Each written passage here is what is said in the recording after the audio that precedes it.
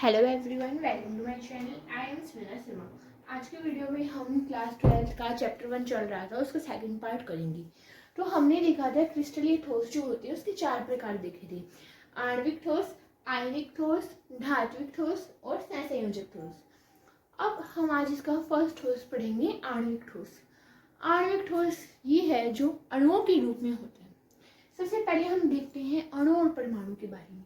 कोई भी पदार्थ है उसका सबसे सूक्ष्मतम कण जो अविभाज्य है वही हमारा परमाणु कहलाता है।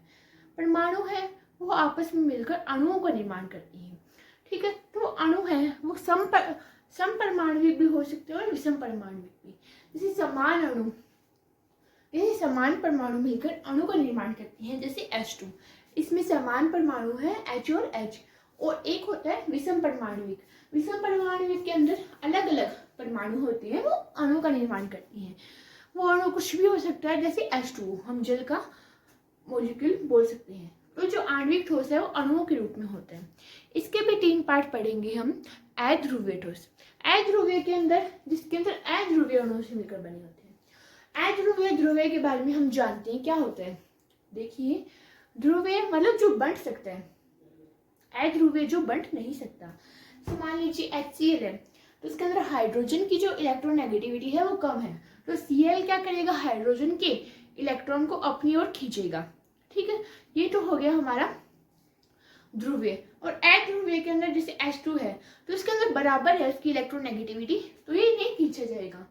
तो इनकी जो पावर है, स्ट्रेंथ है, वो एक दूसरे के बराबर है। ठीक है, अध्रुवीय क्या होता है कि अगर निम्न ताप पर ये ठोस होते हैं, यदि हम इनको टेम्परेचर अगर इनका कम करें तो ये ठोस के रूप में पाए जाते हैं। एक्सिस के अंदर एक बल पाया जाता है, इनके कणों के मध्य दुर्बल परिक्षेपण बल पाया जाता है। ये जो बल है वो एकदम कमजोर बल होता है। सामान्य ताप पर ये द्रव या गैस में मिलते हैं। ये मुलायम होते हैं और विद्युत के उचालक होते हैं। इसकी एग्जाम्पल देख सकते हैं आप, H2, I2 और O2। नेक्स्ट बात करते हैं ध्रुवीय की। जैसा आपको पहले पता है, जो मतलब जैसे HCl है, एग्जाम्पल से आपको अच्छी तरह समझ आ गया होगा। तो H की जो इलेक्ट्रोनेगेटिविटी है वो कम है Cl की अपेक्षा। तो Cl क्या करेगा, हाइड्रोजन के इलेक्ट्रॉनों को अपनी ओर खींचेगा। ठीक है, ध्रुवीय के अंदर बल होगा वो क्या होता है, द्विध्रुवीय अन्योन्य क्रिया बल। अब ये जो बल है, हमने ऊपर क्या पढ़ा, अध्रुवीय के अंदर दुर्बल परिक्षेपण बल। तो दुर्बल परिक्षेपण बल है वो तो एक वीक फोर्स है। ठीक है, लेकिन जो ध्रुवीय के अंदर, ध्रुवीय ठोस के अंदर जो बल है, द्विध्रुवीय अन्योन्य क्रिया बल, ये जो बल है वो दुर्बल परिक्षेपण बल से थोड़ा ज्यादा मजबूत है। H बंध युक्त, इसका तीसरा पार्ट है। तो हमने, आपको याद होगा 11th क्लास के अंदर हमने केमिकल बॉन्डिंग वाले चैप्टर में लास्ट टॉपिक था हाइड्रोजन बॉन्ड के बारे में। तो जो हाइड्रोजन बॉन्ड क्या होगा, अगर हम नाम से देखें इसका, हाइड्रोजन जिसके साथ बॉन्ड बनाता है उसे कहते हैं हाइड्रोजन बॉन्ड। तो इसका मतलब ये नहीं है कि हाइड्रोजन जिसके साथ भी जुड़ा वो हाइड्रोजन बॉन्ड ही बनाएगा, नहीं। इसकी कुछ कंडीशन है कि FON, इन 3 परमाणु से ऑक्सीजन, नाइट्रोजन, फ्लोरीन, तो इनके साथ ही ये अगर हाइड्रोजन जुड़ा होगा तब ये हाइड्रोजन बॉन्ड बनाएगा। ये हो गया इसके बारे में। तो इसके जैसे मान लीजिए आप इसके एग्जांपल तो अपने आप भी लिख सकते हैं। हाइड्रोजन अगर FON के साथ कहीं भी जुड़ा हो, मान लीजिए H2O ले लीजिए, NH ले लीजिए, HF ले लीजिए, कुछ भी ले लीजिए, तो वो हो जाएगा हमारा हाइड्रोजन बॉन्ड। ठीक है, ये ना हाइड्रोजन बॉन्ड जो है वो थोड़े मजबूत होते हैं किसकी अपेक्षा, जो हमने ऊपर जो 2 बल के बारे में पढ़े, अध्रुवीय के अंदर, ध्रुवीय के अंदर, उसकी अपेक्षा ये स्ट्रॉन्ग होते हैं। ये क्या होंगे, विद्युत के उचालक होंगे, गलनांक इनका कम होगा। जैसे ध्रुवीय के अंदर भी विद्युत के उचालक होते हैं, गलनांक कम होता है, वैसे ही H बॉन्ड के अंदर, हाइड्रोजन बॉन्ड के अंदर ये विद्युत के उचालक होंगे और इनका जो गलनांक है वो कम होगा। अब ये भी थोड़े मजबूत बॉन्ड होते हैं, इसलिए कमरे के ताप पे ये ठोस या द्रव में मिलते हैं, और जो ध्रुवीय आणविक बल है वो भी NTP सामान्य ताप पर द्रव या गैस में मिलता है। तो इस तरह जो हमारा आणविक ठोस है ये कंप्लीट हो चुका है। नेक्स्ट हम इसके बात करते हैं नेक्स्ट ठोस की। आयनिक ठोस की बात करते हैं। आयनिक ठोस, सबसे पहले हमें जानना होगा इसके अंदर एक वर्ड है आयन। आयन किसे कहते हैं? कोई भी धातु है मान लीजिए, उसके अष्टक पूरा करने के लिए वो क्या करेगा? अपने अंतिम कोष के एक इलेक्ट्रॉन को क्या करेगा? वो त्याग देगा। जो धातुएं इलेक्ट्रॉन का त्याग करती है तो क्या बनाती है? धनायन। और मान लीजिए कोई एक धातु है, उसको अष्टक पूरा करना है तो क्या करेगी? इलेक्ट्रॉन को ग्रहण करेगी। तो जो धातुएं इलेक्ट्रॉन का त्याग करती है वो जो बनाती है धनायन, और जो इलेक्ट्रॉन को ग्रहण करती है वो बनाती है ऋणायन। ये होगी आयन के बारे में। आयन है ये धनायन और ऋणायन। आयन के बारे में हम पढ़ते हैं तो इसके अंदर धनायन और ऋणायन दोनों ही होंगे। नेक्स्ट बात करते हैं, ये कठोर होती है।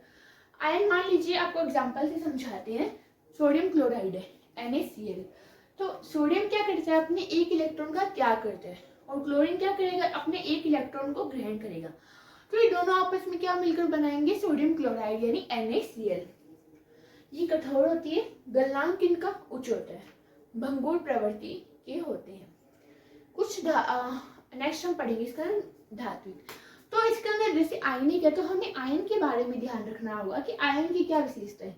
वैसे ही धात्विक के अंदर हमें इसकी कुछ महत्वपूर्ण गुण धर्म है तो उनके बारे में पढ़ना होगा। तो सबसे पहले जो आपका कॉन्सेप्ट है वो क्लियर होना चाहिए। कॉन्सेप्ट के क्लियर होने के बाद आपको उसके नोट्स बनाने चाहिए। तो नोट्स इस चैप्टर के कंप्लीट होते ही आपको इसके नोट्स मिल जाएंगे। नेक्स्ट भंगुर होते हैं। अब ये ठोस अवस्था में जो होते हैं वो कुचालक होते हैं, और द्रव अवस्था में चालक होते हैं। इसका रीजन भी के ऊपर भी चर्चा कर लेते हैं। मुक्त इलेक्ट्रॉन को आयन प्रवाह नहीं होने के कारण, मुक्त इलेक्ट्रॉन और आयन का, अगर देखिए ठोस में बात कर रहे हैं हम, आयन का प्रवाह नहीं होता है तो ये ठोस अवस्था में कुचालक होती है। लेकिन द्रव अवस्था या फिर विलयन के अंदर आयनों का प्रवाह होता है, इसलिए सुचालक होते हैं। धात्विक ठोस की बात करते हैं। धातु हम सब जानते ही हैं, धातुएं का मुख्य गुणधर्म होता है इलेक्ट्रॉन का त्याग करना। हमने कुछ गुणधर्म के बारे में, धातु और अधातु के गुणों के बारे में तो हम छोटे क्लासेस से पढ़ते आ रहे हैं। अब धातुओं के बीच जो बंध होता है वो एकदम प्रबल होगा। अगर इनके अंदर मुक्त इलेक्ट्रॉन है, मुक्त इलेक्ट्रॉन के कारण ही ये विद्युत के कुचालक होते हैं, विद्युत के सुचालक होते हैं। धातुएं हैं, सोडियम है, सोडियम क्या करेगा? अपना एक इलेक्ट्रॉन त्याग देगी तो इसके पास इलेक्ट्रॉन की अधिकता हो जाएगी। तो मुक्त इलेक्ट्रॉन है इसके पास तो ये क्या हो जाएंगे? विद्युत के सुचालक हो जाएंगे। अब गलनांक और क्वथनांक इनका अधिक होता है। अब धातुएं होती है, हम कहाँ उपयोग करती हैं? जैसे सोना है, चांदी है, इनका उपयोग हम आभूषणों में करते हैं क्योंकि इनके अंदर एक विशेष चमक पाई जाती है। अब चमक जो पाई जाती है उसका कारण भी मुक्त इलेक्ट्रॉन ही है। इनके अंदर मुक्त इलेक्ट्रॉन पाया जाता है तो इसलिए ही इनके अंदर चमक भी होती है। आप एग्जाम्पल ले सकते हैं, सोना, चांदी, लोहा। नेक्स्ट बात करते हैं सहसंयोजक ठोस। सहसंयोजक ठोस किसे कहते हैं? इसे नेटवर्क ठोस भी कहते हैं क्योंकि इनके अंदर एक त्रिविमीय जाल होता है। जैसे हीरा और ग्रेफाइट की जो स्ट्रक्चर है वो हम छोटी क्लासेस से 8th क्लास से बनाते आ रहे हैं, तो उनके अंदर एक 3D स्ट्रक्चर होती है। ओके, और इनके अंदर जो सहसंयोजक बॉन्ड होता है, कोवलेंट बॉन्ड होता है, तो जो सहसंयोजक बॉन्ड होता है, कोवलेंट बॉन्ड होता है, वो साझे के द्वारा इलेक्ट्रॉन का जो साझा होता है उससे बनते हैं। ठीक है, और ये जो बल होता है वो प्रबल होता है। गलनांक और क्वथनांक इनके भी अधिक होते हैं। ये प्राय ठोस होते हैं, लेकिन अब केमिस्ट्री पढ़ रहे हैं तो इसके अंदर थोड़े बहुत अपवाद भी तो आएंगे।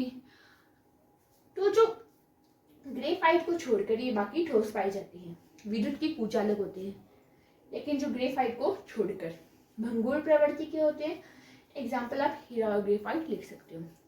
तो ये था आपके कॉन्सेप्ट का क्लियर करना। इस तरह हमारी जो ठोस है वो एकदम कंप्लीट हो चुकी है। ठीक है, नोट्स आपको इस चैप्टर के कंप्लीट होने के बाद मिल जाएंगे। ठीक है, और हमारा जो चैनल पे न्यू बैच स्टार्ट है 12th का, जिसका आज हमने सेकेंड पार्ट किया था, तो इसको अपने फ्रेंड्स के साथ भी शेयर करना।